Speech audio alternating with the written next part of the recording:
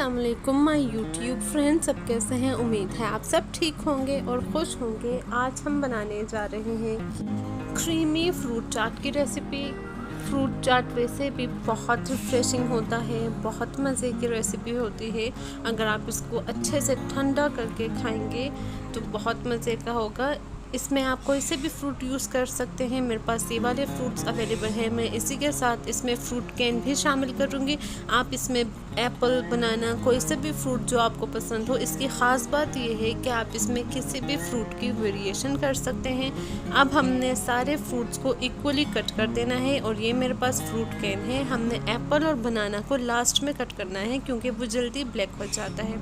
Fruits cut करने के बाद मेरे पास एक टेट्रा क्रीम पैक है, मैं इसमें ये यूज़ करूँगी। आपके पास जो भी क्रीम हो वो आप यूज़ कर सकते हैं। आप इसमें फुल यूज़ करना चाहें, हाफ़ यूज़ करना चाहें। उसके बाद हमने बड़ा सा बाउल लेना है और उसमें हमने चुटकी भर नमक, चाट मसाला और हल्का सा काली मिर्च। अगर आपको जायका अच्छा लगता है तो आप यूज़ कर सकते हैं और अगर आपको नहीं अच्छा लगता तो आप इसको स्किप भी कर सकते हैं।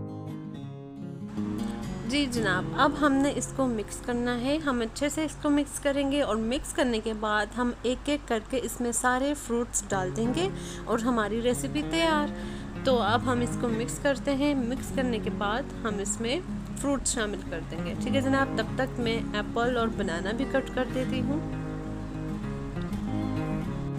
जी जनाब, अच्छे से मिक्स होने के बाद अब मैं इसमें डाल दूँगी ग्रेप्स जो मैंने कट कर दिए हैं। उसके बाद मैं इसमें डाल दूँगी फ्रूट कैन और ये मैंने एप्पल भी कट कर दिया है और साथ ही मैंने बनाना भी कट कर दिया है। अब मैं इसमें डाल दूँगी एप्पल भी डाल दूँगी।